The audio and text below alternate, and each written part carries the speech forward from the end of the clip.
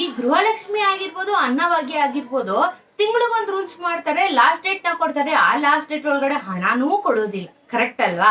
ನಾನು ಇವತ್ತು ಒಂದು ವಿಚಾರನ ತಗೊಂಡ್ ಬಂದಿದ್ದೀನಿ. ವಿಡಿಯೋನ ಶುರು ಮಾಡ್ಕೊಳ್ಳೋಣ. ಅದಕ್ಕಿಂತ ಮುಂಚೆ ಎಲ್ಲರಿಗೂ ನನ್ನ ಚಾನೆಲ್ಗೆ ಮತ್ತೊಮ್ಮೆ ಮರಳಿ ಸ್ವಾಗತ, ಸುಸ್ವಾಗತ. ನಾನು ನಿಮ್ಮ ಸ್ವಾತಿ. ಸೊ ದಯವಿಟ್ಟು ರಿಕ್ವೆಸ್ಟ್ ಮಾಡ್ಕೊಳ್ಳೋದು, ವಿಡಿಯೋನೆಲ್ಲ ಸ್ಕಿಪ್ ಮಾಡಬೇಡಿ, ಕೊನೆವರೆಗೂ ನೋಡಿ. ಯಾಕಂದ್ರೆ ಕನ್ಫ್ಯೂಷನ್ಸ್ ನ ಮಾಡ್ಕೋಬೇಡಿ.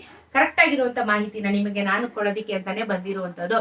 ಓಕೆ, ಈಗ ಗೃಹಲಕ್ಷ್ಮಿ ಯೋಜನೆದು ಒಂದು ಅಪ್ಡೇಟ್ ನ ಕೊಡೋಣ. ಗೃಹಲಕ್ಷ್ಮಿ, ಅನ್ನಭಾಗ್ಯ ಎಲ್ಲ ಯಾಕಂದ್ರೆ ಈ KYC ಅನ್ನೋದು ಇಂಪಾರ್ಟೆಂಟ್ ಪಾತ್ರ ಆಗಿರೋದ್ರಿಂದ ಎಲ್ಲಾನು ಇದ್ರ ಅಂಡರಲ್ಲೇ ಬರುತ್ತೆ. ಓಕೆನಾ? ಸೊ ನಾನು ನಿಮ್ಗೆ ಡಿಸೆಂಬರ್ ತಿಂಗಳಲ್ಲಿ ಒಂದು ವಿಡಿಯೋ ಮಾಡಿದೆ.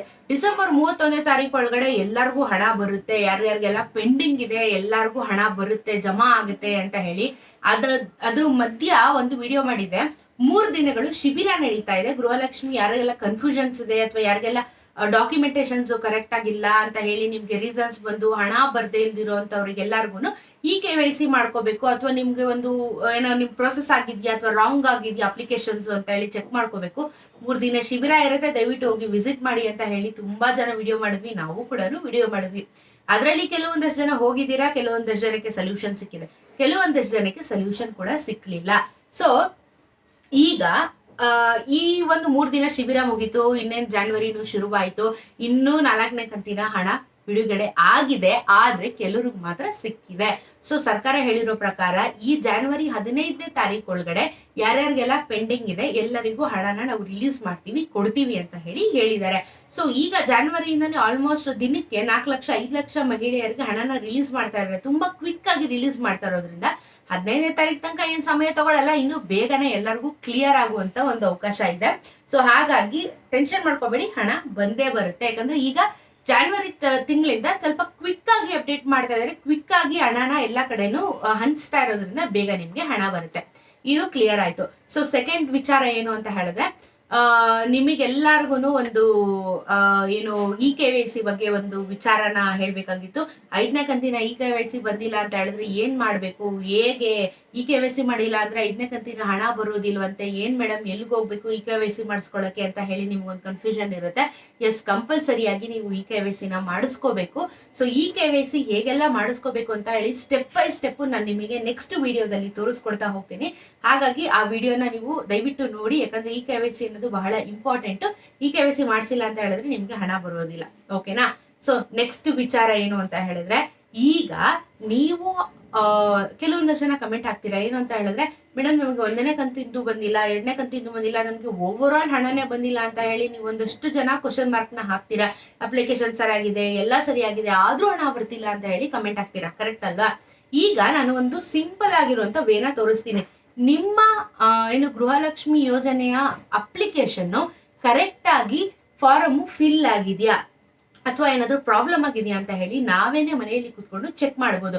ಸೊ ಆ ವೆಬ್ಸೈಟಿಗೆ ನಿಮ್ಮನ್ನ ಇವಾಗ ಕರ್ಕೊಂಡು ಹೋಗ್ತೀನಿ. ವೆಬ್ಸೈಟ್ ಅಲ್ಲಿ ಹೋಗ್ಬಿಟ್ಟು ನಿಮ್ಮ ಅಪ್ಲಿಕೇಶನ್ ಕರೆಕ್ಟ್ ಆಗಿ ಏನು ಅಪ್ಲೈ ಆಗಿದ್ಯಾ, ಯಾವ ತಿಂಗಳದು ಹಣ ಬಂದಿದೆ, ಅಥವಾ ಏನ್ ಪ್ರೊಸೆಸಿಂಗ್ ಅಂತ ಬರ್ತಾ ಇದೆಯಾ, ಅಥವಾ ರಾಂಗ್ ಡಾಕ್ಯುಮೆಂಟೇಶನ್ಸ್ ಅಂತ ಎರರ್ ಏನಾದ್ರು ಬರ್ತಾ ಇದೆಯಾ, ಎಲ್ಲಾನು ಈ ವೆಬ್ಸೈಟ್ ಅಲ್ಲಿ ನಾವೇ ಹೋಗಿ ಚೆಕ್ ಮಾಡ್ಕೋಬಹುದು. ಸೊ ಇವಾಗ ನಾನು ತೋರಿಸುವಂತ ಸ್ಟೆಪ್ಗಳನ್ನ ನೀವು ಕೂಡ ನಿಮ್ಮ ಮೊಬೈಲ್ ನ ತಕೊಂಡು ಫಾಲೋ ಮಾಡ್ಕೊಂತ ಹೋಗಿ. ಸೊ ನಿಮ್ಗೂ ಕೂಡ ಈಸಿಯಾಗಿ ನಿಮ್ಮ ಅಪ್ಲಿಕೇಶನ್ ಸಲ್ಲಿಕೆ ಆಗಿದೆಯೋ ಇಲ್ವೋ ಅಂತ ಹೇಳಿ ಒಂದು ಕ್ಲಾರಿಫಿಕೇಶನ್ ಸಿಗುತ್ತೆ. ಸೊ ಇವಾಗ ಟೈಮ್ ವೇಸ್ಟ್ ಮಾಡೋದು ಬೇಡ, ವೆಬ್ಸೈಟ್ಗೆ ಹೋಗೋಣ ಬನ್ನಿ. ಸೊ ನೀವು ಗೂಗಲ್ಗೆ ಹೋಗ್ಬಿಟ್ಟು ಮಾಹಿತಿ ಕಣಜ ಅಂತ ಹೇಳಿ ಒಂದು ವೆಬ್ಸೈಟ್ ಇರುತ್ತೆ. ವೆಬ್ಸೈಟ್ನ ನೀವು ಸರ್ಚ್ ಮಾಡಿ, ಲಿಂಕಲ್ಲಿ ನಾನು ಡಿಸ್ಕ್ರಿಪ್ಷನಲ್ಲಿ ಹಾಕಿರ್ತೀನಿ, ಅಲ್ಲೂ ಕೂಡ ಯುಟಿಲೈಸ್ ಮಾಡ್ಕೋಬೋದು ನೀವು. ಸೊ ಮಾಹಿತಿ ಕಣಜ ಅಂತ ಟೈಪ್ ಮಾಡಿದ್ಮೇಲೆ ನಿಮಗೆ 2ನೇ ಆಪ್ಷನ್ ಏನು ಕಾಣಿಸ್ತಾ ಇದೆಯಲ್ಲ, ಇದ್ರ ಮೇಲೆ ಕ್ಲಿಕ್ನ ಮಾಡ್ಕೊಳ್ಳಿ. ಕ್ಲಿಕ್ ಮಾಡ್ಕೊಂಡ್ಮೇಲೆ ಈ ರೀತಿಯಾಗಿರುವಂಥ ಒಂದು ಪೇಜ್ ಓಪನ್ ಆಗುತ್ತೆ. ಸೊ ನೀವು ಒಂದು ಸ್ವಲ್ಪ ನಿಧಾನಕ್ಕೆ ಸ್ಕ್ರಾಲ್ ಡೌನ್ನ ಮಾಡ್ತಾ ಬಂದರೆ ನಿಮಗೆ ಗೃಹಲಕ್ಷ್ಮಿದು ಒಂದು ಆಪ್ಷನ್ಸ್ ಇಲ್ಲಿ ಕಾಣುತ್ತೆ. ಸೊ ಸ್ವಲ್ಪ ಸ್ಕ್ರಾಲ್ ಡೌನ್ ಮಾಡ್ಕೊಂಡ್ಮೇಲೆ ನೋಡಿ ಇಲ್ಲಿ ಸಿಕ್ತು, ಗೃಹಲಕ್ಷ್ಮಿ ಅಪ್ಲಿಕೇಶನ್ ಸ್ಥಿತಿ ಅಂತ ಹೇಳಿ ಒಂದು ಆಪ್ಷನ್ ಕಾಣುತ್ತೆ. ಇದ್ರ ಮೇಲೆ ಕ್ಲಿಕ್ನ ಮಾಡ್ಕೊಳ್ಳಿ. ಮಾಡ್ಕೊಂಡ್ಮೇಲೆ ಮತ್ತೆ ನಿಮಗೆ ಈ ರೀತಿ ಆಗಿರುವಂಥ ಒಂದು ಪೇಜ್ ಓಪನ್ ಆಗುತ್ತೆ. ಇಲ್ಲಿ ನೀವು ನಿಮ್ಮ ರೇಷನ್ ಕಾರ್ಡ್ ನಂಬರ್ನ ಹಾಕಬೇಕಾಗುತ್ತೆ. ಸೊ ನಿಮ್ಮ ರೇಷನ್ ಕಾರ್ಡ್ ನಂಬರ್ನ ಇಲ್ಲಿ ಟೈಪ್ ಮಾಡಿಬಿಟ್ಟು ಸಬ್ಮಿಟ್ ಅಂತ ಕೊಟ್ಕೊಳ್ಳಿ. ಕೊಟ್ಟ ಮೇಲೆ ನಿಮಗೆ ಇಲ್ಲಿ ಏನೆಲ್ಲ ವಿಚಾರಗಳು ಇದೆ ಅಂತ ಹೇಳಿ ನಿಮಗೆ ನೀಟಾಗಿ ಡೀಟೇಲ್ಸ್ ಸಿಗುವಂಥದ್ದು.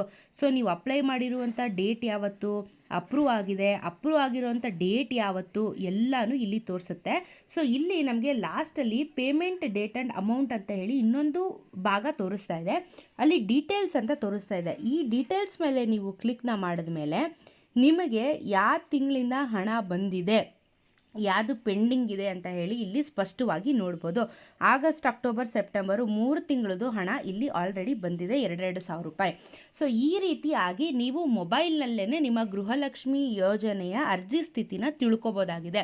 ಇಫ್ ಇನ್ ಕೇಸ್ ನಿಮಗೆ ಏನಾದರೂ ಎರರ್ ಅಂತ ಬಂದರೆ ಇಲ್ಲೇ ಎರರ್ ಪ್ರಾಬ್ಲಮ್ ಅಂತ ಹೇಳಿ ಅಪ್ಲಿಕೇಶನ್ ರೀಸಬ್ಮಿಟ್ ಅಂತ ಹೇಳಿ ನಿಮಗೆ ಆಪ್ಷನ್ ತೋರಿಸುವಂಥದ್ದು.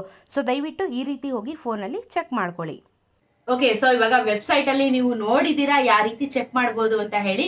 ಸೊ ಇದು ಕ್ಲಾರಿಫಿಕೇಶನ್ ಸಿಕ್ಕಿದೆ. ಯಾರೆಲ್ಲ ಅಪ್ಲಿಕೇಶನ್ಸ್ ರಾಂಗ್ ಆಗಿದೆ ಅಂತ ಅನ್ಕೊಂತಾ ಇದ್ದೀರಾ, ಇಲ್ಲ ನಾವು ರಾಂಗ್ ಆಗಿದೆ ಮತ್ತೆ ಅಪ್ಲೈ ಮಾಡ್ತೀವಿ, ಇಲ್ಲ ಅಂತ ಹೇಳಿದ್ರೆ ಹೊಸಬ್ರು ನಾವು ರೇಷನ್ ಕಾರ್ಡ್ನೆಲ್ಲ ಕರೆಕ್ಟ್ ಮಾಡ್ಕೊಂಡು ಬಂದಿದೀವಿ, ನಾವು ಇವಾಗ ಅಪ್ಲೈ ಮಾಡ್ಬೋದಾ ಅಂತ ಹೇಳಿದ್ರೆ ಎಸ್, ಜಾನ್ವರಿ ತಿಂಗಳಿಂದ ಗೃಹಲಕ್ಷ್ಮಿ ಯೋಜನೆ ಅಪ್ಲಿಕೇಶನ್ಸ್ಗಳು ಮತ್ತೆ ಶುರುವಾಗಿದೆ.